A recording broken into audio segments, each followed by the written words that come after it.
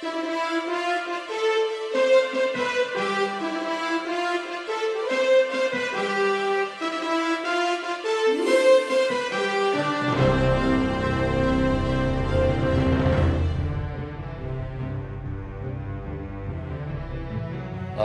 this is Mel Berkowitz for the Mel Berkowitz Presents show. We have a very interesting guest today who's multi-talented, and in his youth he was a lawyer, and he retired, and he turned out to be a woodmaker and lectured in Melbourne, Australia, and he's an activist who is currently involved in the Willets Point project development. And this is Benjamin Haber. Good morning. Morning. So let's get started with your early past, because that intrigues me, because I relate to that. I was born in Middle Village, Queens on January 17, 1928, the youngest of 5 children. My oldest sister, Frida, was born on Rivington Street in Lower East Side, but the 4 other children were all born in that house in Middle Village, no hospitals. And the story I'd like to tell is my oldest sister, Frida, whose birthday was January 16th, is exactly 10 years and 1 day older than me. When she woke up on January 17th, walked into the kitchen, and there on the kitchen table was a baby. And she went to school and told a friend she got a birthday present last night, a baby brother. That was me. And I've lived in Queens my entire life. I like living in Queens. I like Manhattan. I get into Manhattan very quickly. I have been a slow learner. All the things I've managed to do as an adult, I didn't do as a youngster. To wit, I flunked shop in elementary school. I had a terrible teacher. Well, I flunked shop too. Okay, I flunked shop. I ended up as an adult. I have built well over 100 pieces of major furniture. My daughter must have 20 pieces in Boston. My son's got a half a dozen pieces in California, and I have them all through this house that I did. And I like to tell I don't work with plans. I figured out something in my head, and then I do it, and I found out it's cheaper than going to therapy. The wood, like the therapist, doesn't talk back to you. You just do what you want to do with it. So I've done that. Working with my hands, after I retired, my wife, who had taken a ceramics class at Queensborough Community College, became friendly with the teacher in the next room who did sculpting, and suggested that I go down and maybe I would want to do that. Some years before that, my wife took a class in guitars, and the woman giving the class said she had a friend who needed some extra money. He teaches sculpture as an adjunct. Would we be interested in having a group together? So we had a basement.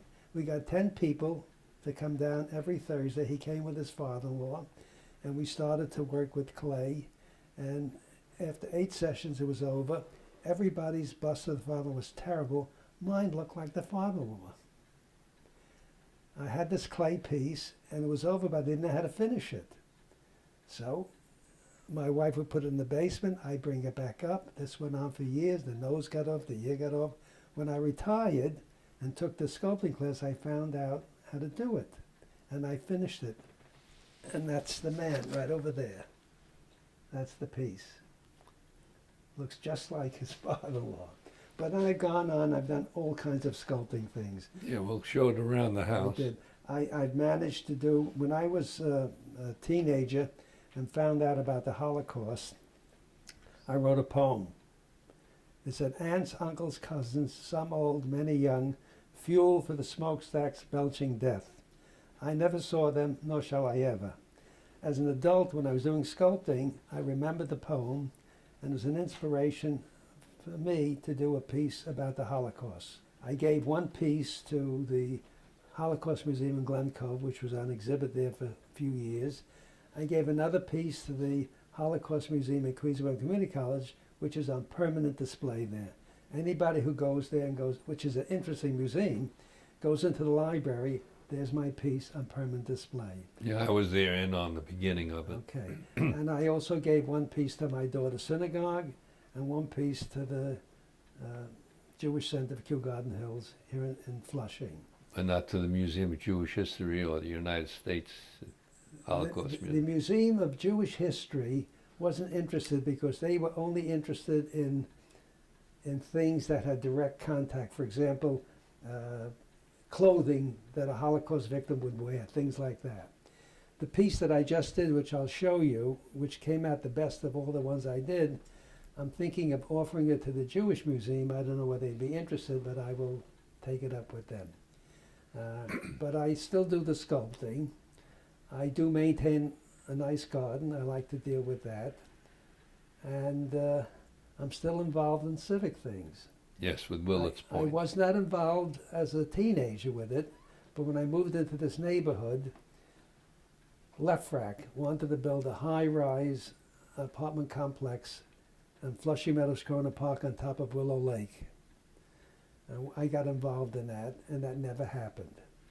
And then subsequently, Donald Maness, who was then the Queensborough president, came up with a crazy idea to build a Grand Prix racetrack around Meadow Lake and Flushing Meadows Corona Park. And the community was not happy about that, so I got involved with that.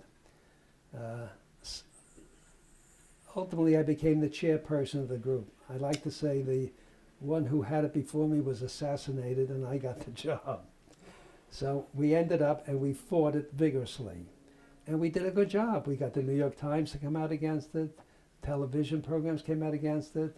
And ultimately, Maness killed himself, and that never came to pass. What happened thereafter is Wayne Barrett and Jack Newfield wrote a book about all the things that went wrong in the Koch administration. Not suggesting that Koch personally did something dishonest, but he didn't use good judgment on whom he was surrounded with.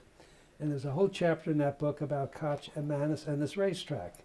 And it's mentioned by me. And the book is called City for Sale. And what's interesting is I got a phone call some years later from Melbourne, Australia. And they got a phone and they said to me, was I the person who was involved with this racetrack? And I said, yes. And they were having the same problem with the park in Melbourne. Would I write a letter to the New York Times? I said, well, I don't think the Times would want to do it. They said, well, would you write a letter to the local newspaper? I said, well, let me think about it. My wife and I were going away, and I didn't want to carry it on my mind, so I quickly send a letter to the Melbourne Times or whatever it is. When I come back, there's phone calls.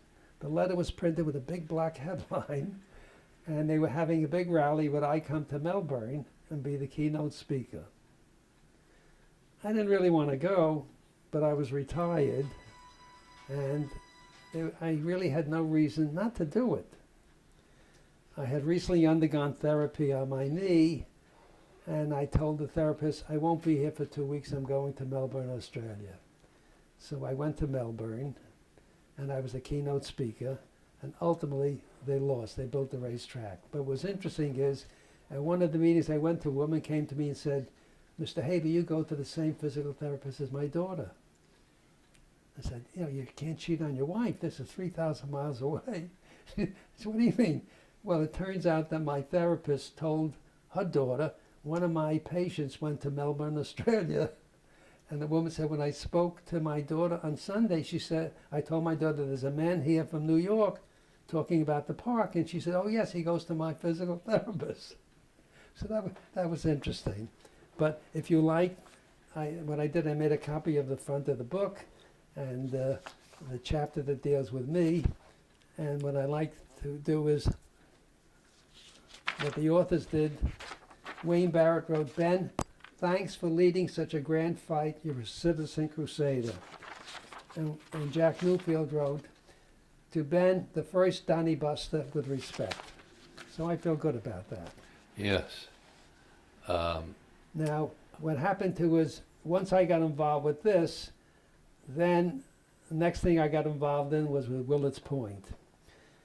What happened with Willets Point is, Bloomberg was then mayor. He decided the area was a blight. It has to go. The That's end, after they constructed City Field. Or well about the after time- that, Yeah. then, but the point is, when he said it was a blight, it was a blight. But here was the problem.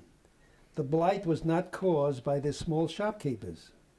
The blight was caused by the city. The city collected sewer rent and built no sewers. The city collected real estate and other taxes and didn't spend a penny on the infrastructure. So if there was a blight, it was caused by the city, and the city had a hell of a nerve to say there's a blight, we want to kick out these hundreds of small businesses which do render a public service. I mean, why is this? Why was these businesses any less important to the community than a Gucci store? Didn't make Well, sense. the big real estate developers saw profit. Well, here's what happened. The only community board, you know what community boards are? Groups of people on the rise Well, for politics. well, here's what happened. No. What happened is the complaint was always made that zoning changes were made in the back room by politicians, and people in the community didn't find out about it until it was a fait accompli. When Lindsay was mayor, he decided that's not acceptable. So they passed a law and they set up these boards throughout Queens. If anybody wants to make a zoning change, they must first file an application before the local community board. The local community then conducts a public hearing. They don't have the last word on the subject, but they can approve it or reject it. But then it goes to the City Planning Commission, to the City Council, to the mayor. The only board they had to go before was 7, because that's through the community that had Willets Point, and they approved it. Bloomberg promised the community board that they would have input on who the developer would be. He reneged on that promise, and without discussing it with the board, he gave it to this Wilpon group, which is the Mets and their related companies. And it's our opinion, what they really wanted was a gambling casino and not public housing or any kind of housing in the area. When that wasn't going to happen, it remained dormant and sat for a few years. The next thing we knew is they filed an application to build a parking lot in Willets Point without telling the reason why, but it became obvious. The reason for the parking lot was if they built a parking lot in Willets Point, they would vacate the parking lot at City Field and use the parking lot area for a 1.4 million square foot shopping mall. And furthermore, they took the position they didn't need anybody's permission to do it. Because when they got the lease to build City Field, they could do whatever they wanted to do under the guise of improving the commerce. Well, it turned out that the parking lot is parkland. It's part of Flushing Meadows Corona Park. And we took the position, no, you can't do that. You must get permission from Albany to do that. You cannot alienate public parkland on the local basis. You got to get permission. They disagreed, so we started a lawsuit. I'm one of the plaintiffs. We lost in the lower court in Manhattan. It went to the appellate division in Manhattan. 4 justices were sitting. Unanimously, they reversed and said you can't do it. They then filed an application to go to the Court of Appeals. You had to ask for an application because it was a unanimous decision in the appellate division. It was granted. And on April 25th, the case appeared before the Court of Appeals of New York State, and it was argued. We're waiting for a decision. I feel confident the Court of Appeals is going to affirm the appellate division based on what I could hear from the questions of the court. But I don't know. They could change their mind. The point is, it always upsets me when government wants to bully small people. And to go ahead and get rid of these hundreds of small businesses and their thousands of dependents just upset me. It all started, there was a case called Kelo in Connecticut where the local politician decided an area of one-family houses has to go, and they were going to build a mall. And what they did is they used eminent domain. And as I'm sure you knew growing up as I did, eminent domain meant you're building an airport, a city facility. It's not a private development. Mm-hmm. But one woman in the Kelo case said, I'm not selling, and you can't take it. So they sued. It went all the way up to the United States Supreme Court. And in a 5-4 decision, they upheld the taking of it, which was interesting. The 5 judges were the liberal judges, not the conservative judges. Really? Really. And one of the judges was Stevens. Some months later, he gave a speech before a bar association, and he said he really had second thoughts and maybe shouldn't have done that. In any case, a lot of cities then turned around and passed laws saying you can't do it. New York City didn't. When Bloomberg decided he was going to exercise eminent domain, we stopped it because we pointed out, just a second, this is not Kelo. You caused the blight. If you caused the blight, you got one hell of a nerve to come in and now say you want to ruin this thing. So I was involved with that too. And we're waiting for a decision on that. I write a lot of letters to newspapers, and I do it for 2 reasons. One, I hope maybe 1 or 2 people will be converted. I don't expect more than that. But what I really want to do is that people understand there are issues in your community which you should know about. You could agree with me or disagree, it doesn't really matter. It's an issue you should know about, and you should get involved in it. So that's what I continue to do. Yes, well. And I also point out, I'm not involved in politics. Never have been. But you're involved in activism Yes. without having to form an organization or a political party. No.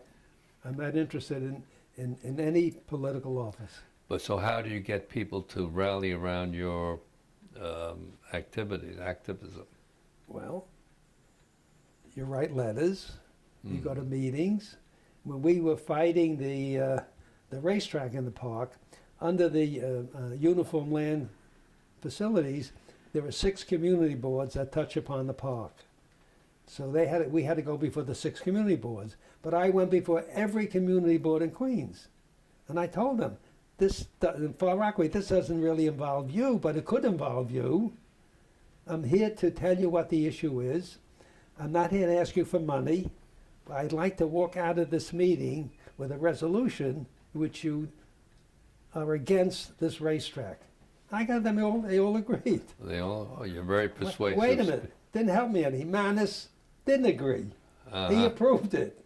Because in the end, the boards don't have the last word on the subject. All right. But in the end, he killed himself, and that was the end of it. That was the end of that. Right. Well, you have a very interesting family history. And Yes, I do, and we were very poor growing up, but my mother had a very strict rule. The rule was no matter what, you don't stop talking. We were very close. We lived near relatives. I have a nice family. My wife has a doctorate in education. She's a good artist, a bead maker. I have 2 nice children. My daughter lives in Boston, and she's head of the group that handles Service Alliance like AmeriCorps. And incidentally, Trump now wants to remove that all, which is a terrible thing to do. My son is a physicist. He lives in Berkeley, California. You said he's a MacArthur Fellow? I'll tell you about that. What he does, he designs and builds the detectors. He's involved with this huge experiment going on in CERN, Switzerland. The linear... Yes. But driving home from work one day, he had the radio on, and like NPR. And the commentator said, you know, we have all of these recordings, records that can no longer be played. They're broken, they're cracked, or whatever. He started to think about it. And he decided, is there some way that he could detect the sound from a broken record without physically touching the record?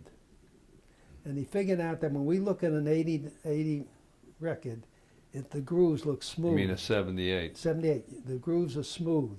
But under high-powered microscope, it looks like Grand Canyon. Mm-hmm. And he reduced it all to mathematics. And the mathematics are then sucked out, then turned into the actual sound. Oh. And it was for that that he won the MacArthur Genius Award. And I'll tell you a good human interest story about it. He's got this machine that they developed. There's one in the Library of Congress. There's one in Amherst, Massachusetts, one in India. In fact, Russia wanted one, but because of sanctions, that may not happen. Mm-hmm. But a man was a bomber pilot in World War II over Germany. 50 missions, survived it, came back, was discharged, settled in Massachusetts, had a family, and ultimately he died. But before that, he wrote stories about his wartime experience. One of the local radio stations decided to interview him, which they did, like NPR.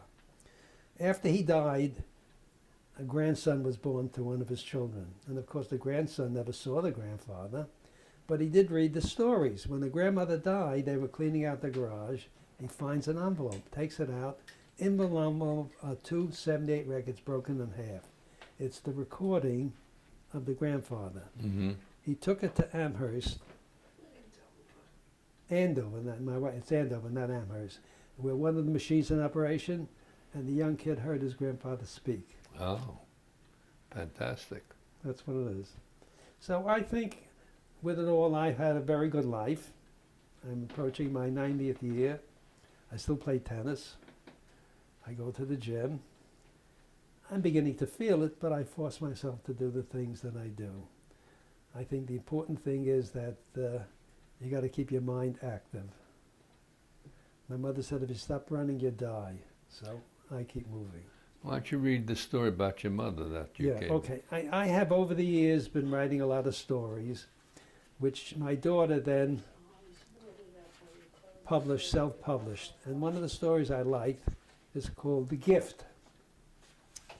I remember Mama as the least pretentious person I ever knew. She had no fine furs or jewelry, and except through her children, the American dream passed her by. She was a simple woman with simple tastes and never lost her old world ways. The notion that she might be better than anyone else never crossed her mind. She was the epitome of a classless society. She made almost no material requests and was grateful for whatever small good fortune occasionally came her way. She spent a lifetime doing menial labor as a housewife, a mother, and in a factory sewing men's ties. When she became older and a bit arthritic, she enjoyed spending 2 weeks each summer in Saratoga Springs, New York, taking the mineral baths, always staying at a small rooming house where she did her own cooking and made her own bed. One year, rather late in the season, Mama found out the rooming house had closed and no accommodations elsewhere were to be had. My sister made some inquiries and located a small hotel in Sharon Springs, a place that was also known for its mineral baths, and the hotel did have a room available. Mama had never stayed at a hotel and was intimidated by the thought of doing so, but when she realized it was the only way she could go to the baths, she agreed.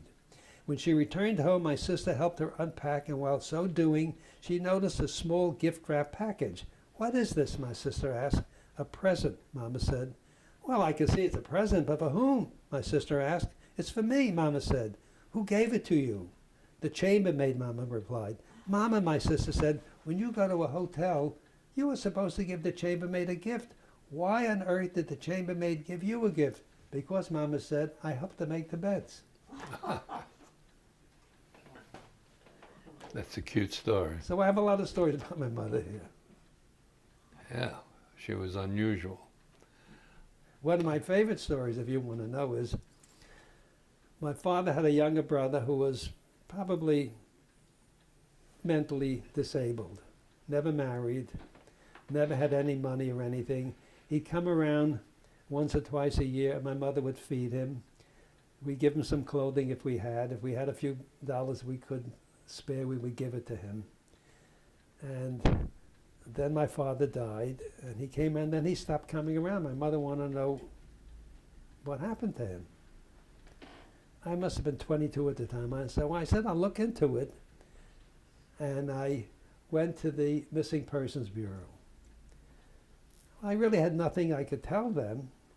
So they told me to go to Bellevue, where there is a detective's, an office. And it's their job to locate relatives of bodies that have never been reclaimed. So I went there, and there were two detectives. and I told them why I was there. They did some research and they found a reference to a William Haber, which was my uncle's name, who was found dead in this rooming house in Lower East Side. And he even had an autopsy, and he was buried in Potter's Field. The autopsy indicated he had a hernia operation. They said, well, my uncle did have a hernia operation. But they were not happy with that as being enough information. And they had a whole list. They said, last year we had 400 unclaimed bodies and we found all but 2. They're really very dedicated. I said, you know, I was told when he was a young man in America, he was embarrassed. He had ears that protruded way out. And he was told that if the ears are sewn back and then the stitches removed, the ears would stay back. So he did it, but he never had the stitches removed. When I told that to detectives, they got excited. They said, look, that would be a perfect way of identifying him. If I wanted to, we could have the body exhumed in Potter's Field. They would send 2 inmates over from the Rikers Island, have to give them each $10. They would take the body out. I came back, I told my mother and my family, nobody wanted to go. I said, well, I'll have to go, but I wasn't sure I could do this. So I went back and the detectives took me into the morgue and they pulled out drawers with dead bodies so I could see what it looked like. I said, okay, let's go. We go to up to Potter's Field. They dig out this box with this body, still had some hair on, and the detectives put on rubber gloves and they run the fingers up the ear and halfway up it stopped. It was a perfect identification of my uncle. So we had the body removed and buried in a Jewish cemetery. Oh. So that's one of the stories that I wrote.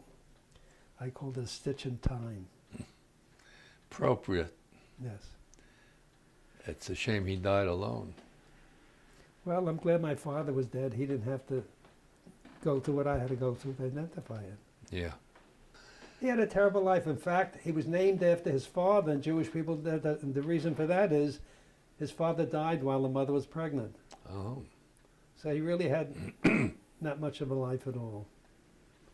But we did what was really the right thing to do. Mm-hmm. But a lot of your relatives are gone now. You have children, grandchildren. Everybody that we had in Middle Village is gone. I'm the only one left. I was one of the youngest. My son and daughter did know my mother. She was still alive when they were born. But I still have lunch every week with a couple of guys from Middle Village. But my friends, the ones that I grew with, they're all gone. Yes, that's one of the sad part about growing older. You stay alive and Right. the others are gone. I have no complaints about my life. I had a decent family. I made a decent living, which amazed me no end. I've got a nice house, which also amazed me. And I have no complaints at all. And you found satisfying, I wouldn't call it a hobby, even though you probably didn't think of earning money from it, but you had hidden talents that you never knew until you... I did make some money Oh, yeah? once. I'll tell you how. My wife always said, I made these, I do what I call the meditation piece. It's a sculpture that sits on a coffee table, and I found that when you look at it, it tends to relax you.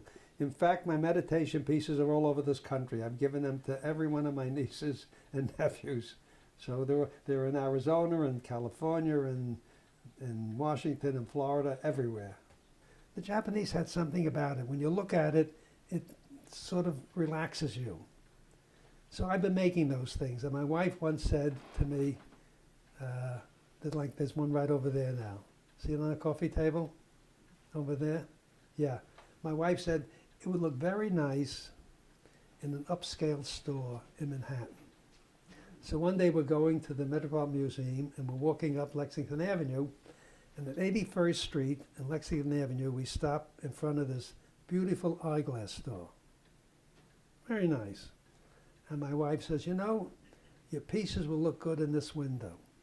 There's a man on the sidewalk smoking a cigarette. He said, well, what is it? I said, who are you? He says, I own the store. So I tell him what I do. He says, well, why don't you show it to me? Next time I'm in Manhattan, I show him some pictures. He said, put them in a window.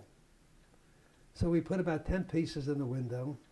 And one of them was a series of 4 pieces called the seasons, summer, winter, fall, spring. And they were in the window. I got a call one day from this woman. I must have those pieces. Well, I don't know if I want to sell all 4 of them. He said, no, I must have all 4. It's a set. I said, how? She said, how much are they?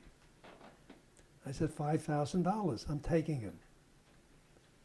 No bargaining. I'm calling you from Florida. I'm coming up to New York next week. Meet me at the store. I said to myself, how the hell am I going to get them to Florida? These are very delicate pieces, but for $5,000, I'll do it and I'll go visit my sisters. She comes up.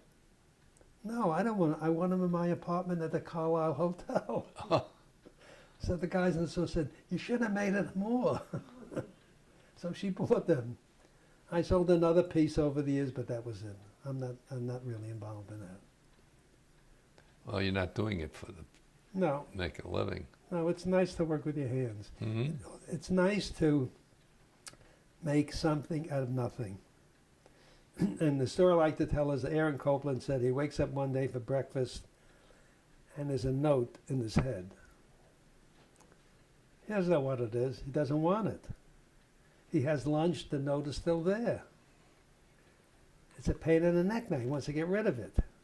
He figures the way to get rid of it is to put it on a piece of paper, tear it up, and it's gone. So he sits down, puts it on a piece of paper, looks at it and says, wait a minute. What if I put this note next to it? And another note. Next thing you know, he's got a piece. Mm-hmm. And so I feel that way about the things that I do. I get an idea, and it won't go away, so I do something with it. Well, that's part of the act of creating Yeah. a I work think- of art. I think that's very important that people do that. I also maintain that all the things that I do, anybody can do. People are afraid to try to do things, but I maintain you could do it if you try. Well, yeah, but not everyone is a good wood maker.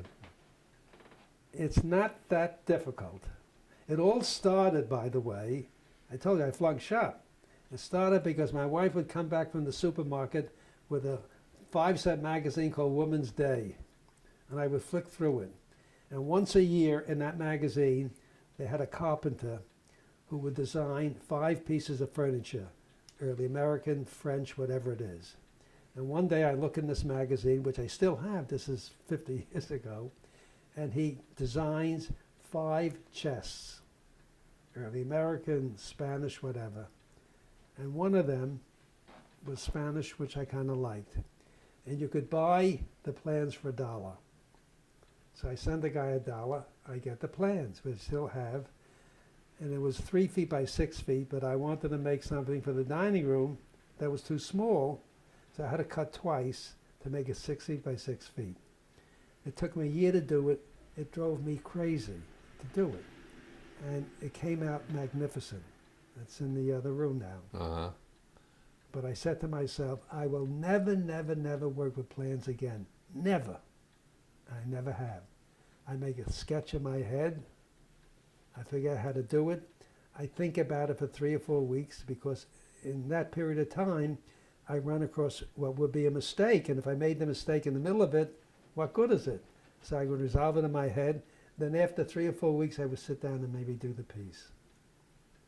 All from your head, You know, you want? I'll teach you how to do it. You can do it. I'm sure. You can do it. I use my imagination a lot too.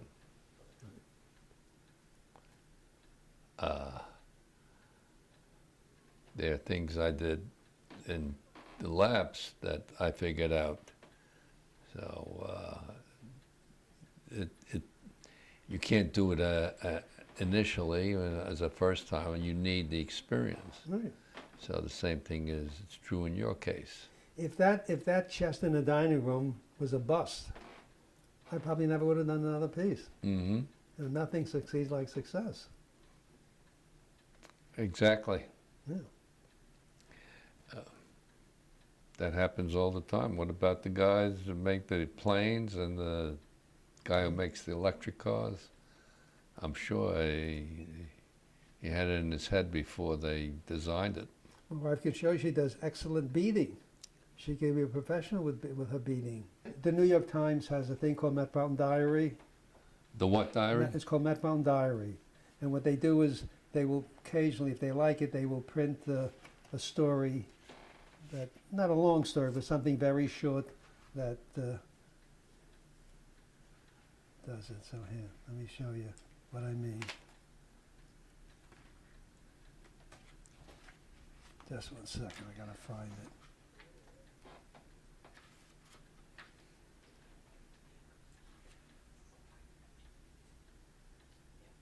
Yeah, here's one that I sent in. They wrote, Benjamin M. Haber was in Kew Garden Hills Post Office on Main Street in Queens recently when a woman in front of him stepped up to the counter and gave a small carton to the postal clerk, asking what was the quickest way it could be delivered. She told 2 ways and exclaimed, perfect, it's a birthday present for my daughter-in-law, and it's important to arrive on her birthday because she is a miracle worker. How interesting, the clerk said and added, and asked what her daughter-in-law did. She married my son, the woman said. So the man does that. Then I had another one, which I like. Benjamin M. Haber was in a pharmacy at Kew Garden Hills, Queens, and as he approached the prescription counter, he noticed a woman with 3 small children, the oldest a girl about 6. The woman had several bills in her hand, and on the counter were several items she apparently wanted to buy. There was no clerk in sight. Several minutes passed and still no clerk, at which point the woman said loudly, does anybody want money? There was an immediate response, but not from the clerk. The little girl called out, I do. I'll tell you one other that I like. I am 62 years old, still play a vigorous game of tennis, ski, do my own gardening, and do not think of myself as old. That I am indeed old was recently brought home to me when Yakov, my neighbor's 4-year-old son, who often chats with me as I work around the house, noticed my woodworking tools and lumber scraps. He wanted to build something, and we settled on a small box. I helped Yakov construct the box. When it was finished, he expressed his appreciation. You're a nice old man, he said. Mm. One other one, if I can find it, and that was it. I don't know. Okay, one other thing that he did that I liked. You know McCullough, the historian? David McCullough? Yeah. He wrote a biography of Harry Truman. When I finished reading the book, I wrote to McCullough, thank you for writing this wonderful, interesting book. I try to think of a word that would best capture Harry Truman. Patriot, family, whatever. I said, I finally settled on a Yiddish word. Harry Truman was a mensch. I got a letter from Mr. McCullough, thanking me for my letter, telling me he never heard Harry Truman described better. Right. That was it. Considering his background, that he became a mensch. Right.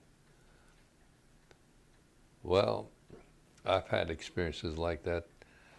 When I read an article on paper, I go look up an email, and sometimes I get a response. Right. But there was seldom a follow-up after that, though. Well, I once wrote a letter criticizing Leona Helmsley, because she said only little people pay taxes. I wrote a letter saying if I was the judge, I would give her a choice. She can give up all of her money to the poor, and I won't send her to jail. Cynic that I am, I think she would say, no, I'll go to jail instead.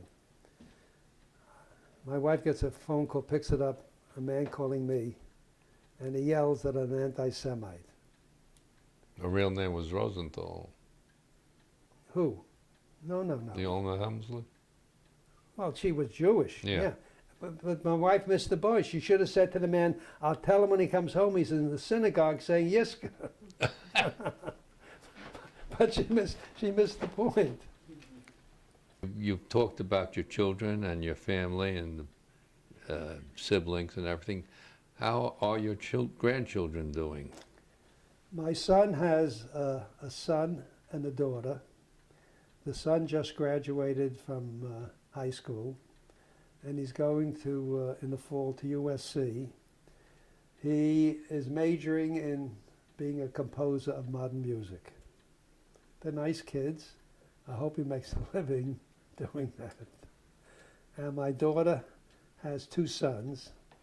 One just graduated from high school. He's going to Brandeis. Doesn't know what he wants to major in. And the older one graduated from Boston University. And what he does is he designs projections that are used in theater shows or commercially. They're all nice kids. Mm-hmm. Don't have any problem with that at all. None of them exhibit an interest in law. No. I thought my daughter would be a good lawyer if she wanted to be a lawyer, but she wasn't interested. In fact, I often worked 24/7 when I was on trial, and I thought, why would my kids want to do this? But my son, worse than me. I mean, he has to travel all over the world constantly, traveling back and forth, works around the clock as well. But he likes his job. You know, a lot of people don't like their work. My son said if they called him in and said, Haber, we want to cut your salary in half, what do you want to do? He said, I would stay. Look, he works with intelligent people from all over the world. It's very interesting that he does that, Mm-hmm. which I'm always amazed how this is just a drop away from that steerage class that brought my mother to America, that this guy has a PhD in physics, won the MacArthur Genius Award, which is unbelievable. And what I would do, to show you how we grew up, a very interesting story if you want to hear it. Sure. Okay. It's called No Artificial Preservatives, No Artificial Anything. I grew up in Middle Village, a small neighborhood in central Queens in New York City. The neighborhood was unique in that it consisted of families that were each surrounded by many relatives. For example, we shared a small two-family frame house with my mother's first cousin. My mother's sister lived 2 houses away and her brother around the corner. My father's sister lived in the neighborhood, as did other relatives. The concentration of relatives was repeated throughout the neighborhood with other families. When I wish to set down for my children and their children, for they will never see a Middle Village as I did, is my recollection of a small neighborhood bakery called Eichel's. It was located in a corner building around the block from where I lived. It consisted of a store and a large back work area with tables and small brick ovens. It was during the Great Depression of the 1930s, and money was a scarce commodity. We never bought cake, but we did buy rye bread for 6 cents a loaf, comparable what today would cost several dollars. On Friday, we bought challah, the traditional Sabbath loaf. The store was operated by 2 sisters and their husbands. One sister was always cross and unsmiling, the other the complete opposite. If you were lucky enough to be waited on by the pleasant sister, you often found on your way home a free jelly cruller tucked in with a bag of bread. Middle Village was a mixed, harmonious ethnic community of Jews, Italians, Irish, some Germans, and a sprinkling of Scandinavians. The Jewish community was generally Orthodox and observant on the Sabbath. Eichel's was closed on Saturday, and that meant that on Friday the oven fires were banked, not to be restarted until Saturday night. Catering, as we now know it, was beyond our means and unheard of, yet there were constant parties, bar mitzvahs, briths, pinyon bends, and these were self-made affairs either in one's home or the basement of the synagogue. This required a great deal of work, but with a large family clans, there was no shortage of unpaid labor. Eichel's did no baking on Friday afternoon, and the ovens, while banked, still had considerable heat. The community was permitted, without charge, to use the ovens. You could bake whatever you wished, except bread or challah, which you were expected to buy from Eichel's. Mm-hmm. On Friday, before a particular event, the women of the clan converged on the bakery and spent the entire afternoon baking for the affair. At 3:30, when the children came home from neighborhood elementary school, they went to the bakery to help carry the cakes to the home where the affair was to be held. While I speak from a memory of over 80 years ago, the picture of what awaited you when you entered and the aroma of the cornucopia of freshly baked cakes is as vivid in my mind as though it was yesterday. It was not at all unusual to have several different clans working at the same time for their affairs. You walked into the back of Eichel's and were met by rows upon rows of large, well-used flat baking pans filled with strudel covered with powdered sugar, honey, sponge and pound cakes, onion cookies, regular, both cheese and nuts and raisins, all sorts of cookies, all still warm. You, your brother, sister, and cousins lined up in the corner where your family had been working and each given a pan to carry with the admonition to be careful and not to eat the warm cakes, the latter, of course, always ignored. You delivered the pan and ran back for another until everything had been brought home.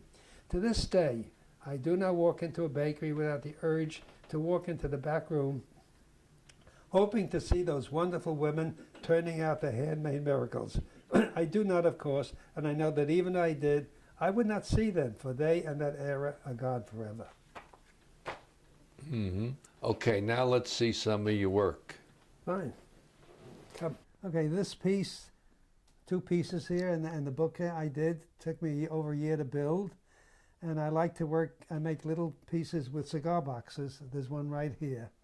And there's another one back there and one in the dining room, which you can see when we go there. But it's useful, something we needed, and we get it done. Yeah, you made a nice comment. When you started doing it, you were younger and there was no problem getting wood. And Oh yeah, and I would point that out. A lot of I work with pine, which is easier to work with, and as long as you're not writing on it, it's just as good as hardwood. But it was pennies. Today, if you wanted to buy clear lumber like I did, they would want a doctor's certificate to make sure you wouldn't get a heart attack when you found out how much it cost. How'd you get that fine carving? It looks like a hell of a lot of work. Well, the centerpiece that I bought and nailed it in, but the other pieces, you take a block of wood and you plane it down. And as I said, it took over a year to do, but the important thing is that it holds a lot of things. And the important thing is, it's all done by knowing how to make a door. Once you make the door, the front, you're okay. I remember when I was in Brussels, in a square, beautiful front. The sides were nothing but cement. It's just the facade that counts. I mean, if you really want to look at it, what is just a box? But it's the front that counts. Right. The rest is just empty space. And what happened is, when I did that chest in the dining room, I found out how to make the doors. The carpenter who planned it, it was an easy way of doing it. And because of knowing how to do that, I was able to do all this kind of door work. And they don't warp either. Well, that's a chest that I made, and in fact, every one of my nieces and nephews have one of them. Whenever they bought a house, that was the house gift I made for them. And so basically, if you're making the frame, then you can fill it in with glass or any which way you want to do it. And the sides are what? It's just a box. It looks simple. But when it's finished, it looks elaborate. Yeah. Also, what I found out, it pays to buy nice hardware. Oh, of course. So I don't mind spending $5 for a pull. I'm only buying one. Makes a difference. Is this the piece you were talking about when you mentioned earlier? Yes, I had mentioned this poem that I wrote when I found out about the Holocaust. I was just a teenager. And when I started to do sculpting, I resurrected the poem. It was an inspiration for me to build these Holocaust pieces. So this is one of them. But as I said, I've got one at the Holocaust Museum in the Queensborough Community College. I gave one to the Holocaust Museum in Glen Cove. That's a smaller space than one in Glen Cove. Yeah. Well, I had an exhibit for a couple of years, then they changed it. But the one at Queensborough, that's on permanent display. The poem that I incorporated in the piece says, aunts, uncles, cousins, some old, many young, fuel for the smokestacks belching death. I never saw them, nor shall I ever. And what this piece represents, it's got the women with the babushkas wearing rags. It's got the Jewish stars. And these pieces represent the wall in Jerusalem and the survival of Judaism.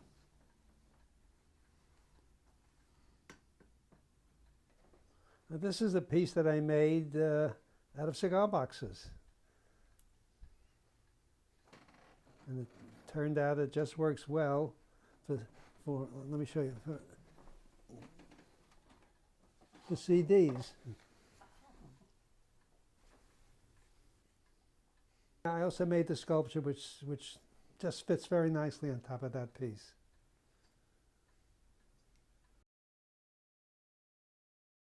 Now, this is another cigar box piece that I made. And the top is a sculpture I made called Shabbat Shalom. It's my mother lighting candles.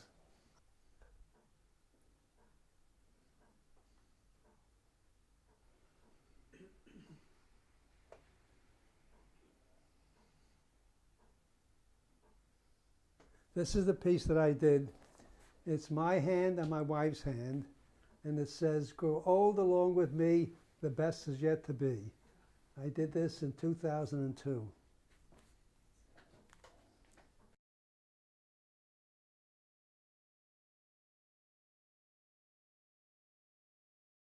It's hard to believe it's such an elaborate piece of furniture that you worked on. I don't believe it either. I'm amazed it came out.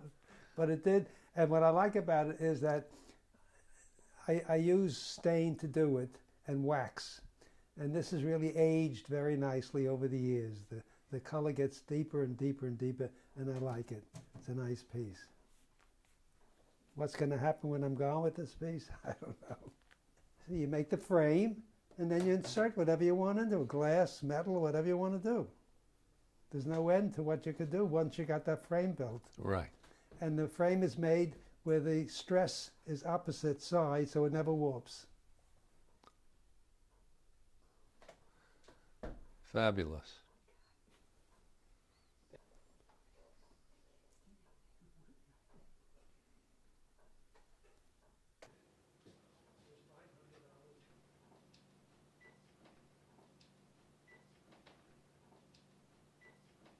These are my hands, but I wrote this on it.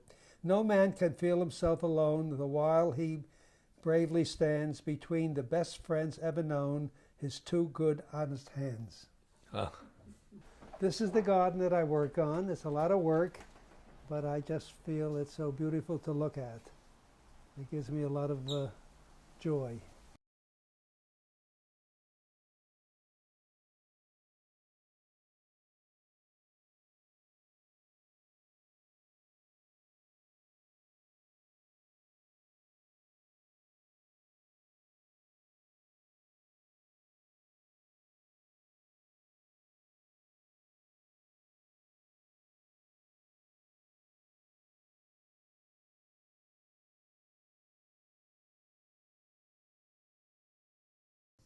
Well, that was a very interesting tour. You have fantastic objects and creativity, and I enjoyed it very much. Well, it was my pleasure to share them with you, and it makes me feel young again when I think back about all these things that have occurred over Well, the years. it'll keep you young forever. I hope so. Thank you for watching Mel Berkowitz Presents Show. I hope you learned a little history and the benefits of using your creativity to keep your sense of joy in life, and see that you have hidden talents that you could draw upon when you retire from work. Amen.